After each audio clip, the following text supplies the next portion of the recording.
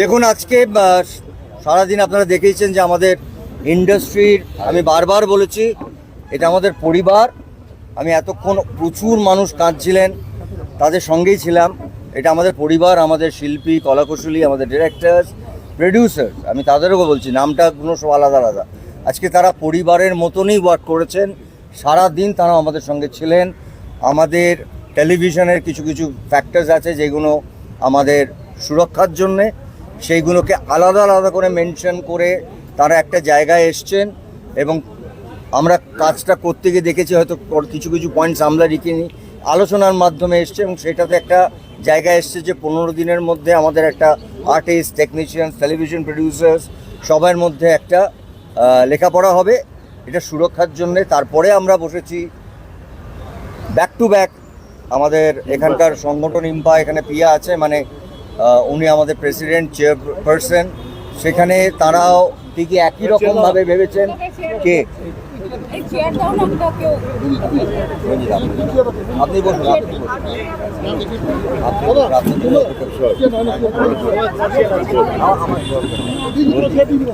আসলে রঞ্জিতদার কথা বলি। রঞ্জিতদা আজকে প্রায় মাঝরাত্রে ফিরেছেন, আমরা অপেক্ষা করছিলাম। আমরা একটা বড় ডিসিশন আজকে যেরকম বলছিলাম যে আমাদের টেলিভিশন প্রডিউসার্স তাদের সঙ্গে একটা একদম যেটাকে বলবো আগামী 25 বছর মানুষ মনে রাখবে, এবং এটার জন্য আমাদের কারোর কোনো ক্রেডিট নেই। আমাদের ক্রেডিট একটা ছেলের, যে ছেলেটা আমাদের ছেড়ে চলে গেছে, আমাদের চোখ খুলিয়ে দিয়ে গেছে এতগুলো শিল্পী, এতগুলো কলাকুশলী সবার জন্যে। ঠিক সেইভাবে আমাদের ফিল্মের প্রডিউসার, ফিল্মের কাজের ধরনটা আলাদা বলে তাদের সঙ্গে আলাদা বসে ঠিক একই রকমভাবে ইভেন ইন্স্যুরেন্স থেকে শুরু করে এটা টেলিভিশনের জন্যে, ফিল্মের জন্য, এবং পুরো সিনেমা যাতে ইনশিওর্ড হয় যেটা অল ইন্ডিয়াতে আছে, সেই ইন্স্যুরেন্সের জায়গার থেকে শুরু করে সবটা তারা আমাদের সঙ্গে আছেন। আমি আবার বলছি এটার ফ্যামিলির মতন, এবং তারও লেখাপড়া হয়েছে, সেটাও হয়তো 3-4 দিনের মধ্যে, 5 দিনের মধ্যে কিছু কিছু কাজ আছে। এবং ফাইনালি রঞ্জিত, এটা আপনি জানেন, অফিসিয়ালি আপনি বলুন আমরা তাদের। আচ্ছা, প্রথম কথা আমি ক্ষমা চিনি, আমি 3 দিন এগুলো ছিলাম না বলে মানে সবটা মানে তো এটাও ঠিক যেটা বললো যে যারা রাহুল এরকম যাদের ঘটনা, তাদের সঙ্গে এই মুহূর্তে ডিসিশন অলরেডি টেকেন, কাজ করা আমাদের পক্ষে সম্ভব নয়। রাহুল ওর ওই প্রোডাকশনের সঙ্গে যুক্ত, ওই নামের সাথে যুক্ত, তাদের কারোর সাথে আমরা কোনো কাজ এই মুহূর্তে থেকে করব না যতক্ষণ না নয় পাবলিকলি বা কোর্ট থেকে আমরা জানতে পারি যে আমাদের রাহুল, আপনাদের রাহুল কি করে আমাদের ছেড়ে চলে গেল, কিভাবে ছেড়ে চলে গেল। আমাদের একটাই প্রশ্ন, তার সঠিক চেহারাটা চাই, জানতে চাই, তাই তো? আর কর্মবিরোধী নেই, কাল থেকে আমরা কাজ শুরু করছি। ওই আবার বলছি, টেলিভিশন বলি, ফিল্ম বলি, সব কিছুতেই কাজ শুরু হবে। আমরা ভেতরে এতক্ষণ আলোচনা করে সবাইকে বলা হয়েছে, সবার কাজ শুরু হবে ওই একটা সংগঠন ম্যাজিক মোমেন্ট, এবং ওই নামগুলোর সঙ্গে যারা যুক্ত তাদের সবার সঙ্গে সেটা আমরা জানিয়ে দেবো যে এটার সঙ্গে আরও অন্য কোনো কোম্পানি আছে। হ্যাঁ, আমরা সত্যটা জানতে চাই, ঘটনাটা জানতে চাই। আমাদের কোনো লড়াই নেই কারোর সাথে, কোনো ঝগড়া নেই কারোর সাথে, কিন্তু আমাদের পরিবারের একটি ছেলে চলে গেল এইভাবে, যেখানে 8 থেকে 9 দিন আমরা অপেক্ষা করেছি। লিগালি যা স্টেপ নেবার সেটা আর্টিস্ট ফোরাম নিয়েছে, সেটা পরিবার, কারণ প্রিয়াঙ্কা আমাদের পরিবারের একজন সদস্য, রাহুলও ছিল।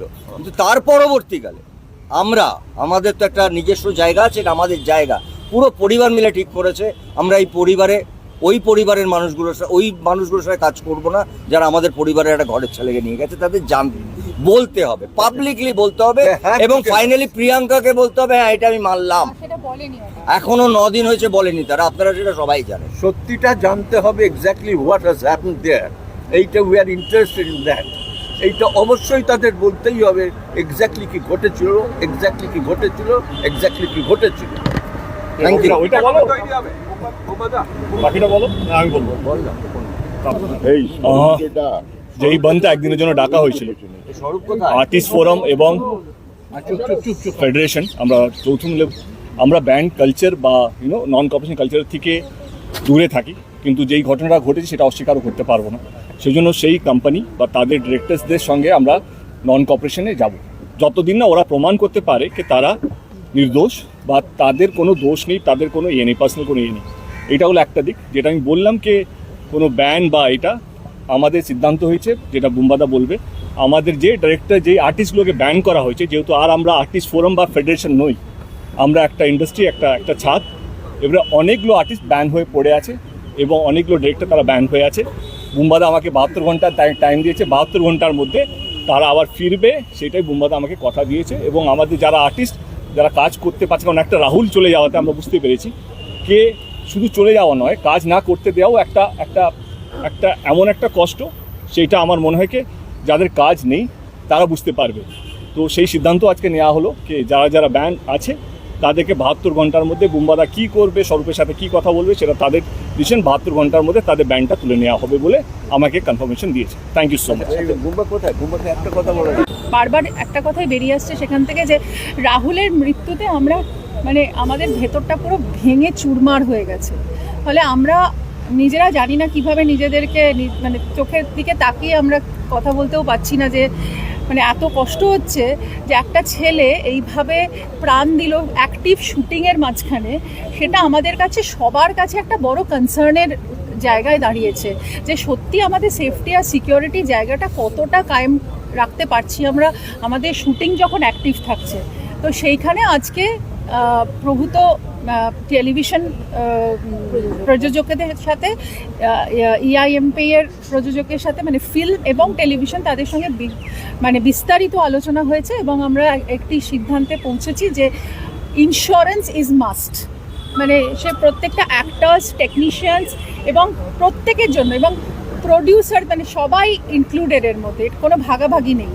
তো সেই জন্য আর কিছু ম্যান্ডেটারি কম্পেনসেশনের ব্যবস্থা করা হয়েছে, যেখানে হয়তো সেটের মধ্যে যদি টেম্পোরারি কোনো হ্যাজার্ড হয় সেখানেও কিছু ম্যান্ডেটারি কম্পেনসেশন করা হবে। অনেকে হয়তো মানে মানে ফর দ্য শর্ট টাইম কাজ করছে বা তাদের সাথে কোনো কন্ট্রাক্ট নেই, মানে এরকম যদি হয় তাহলে সেই জায়গাতেও আমরা সেখানে দেখভাল করব তাদের, সেটাও একটা জায়গা তৈরি হয়েছে।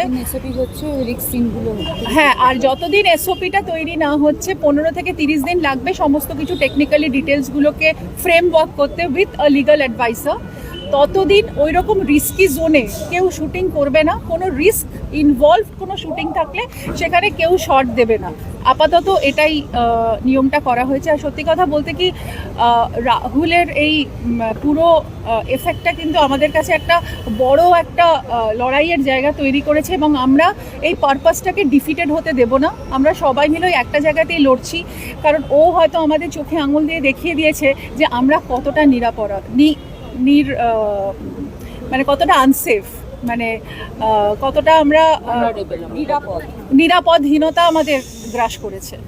তো আই থিঙ্ক সেখানে আজকে সব বড়রা এসে আমরা সবাইকে মানে আমাদের একটা জায়গাতে আমরা সবাই সম্মিলিত হয়ে একটা কথাই বলেছি যে কেউ আমরা এখন সেপারেট নই, সবাই একসঙ্গে একযোগে এটা নিয়ে লড়বো এবং আমরা একটা ভালো ভবিষ্যতের জন্য যাতে সবাইকে একটা ভালো ইন্ডাস্ট্রি, একটা সেফ ইন্ডাস্ট্রি দিতে পারি, সেটার জন্য আমরা এগিয়ে যাবো।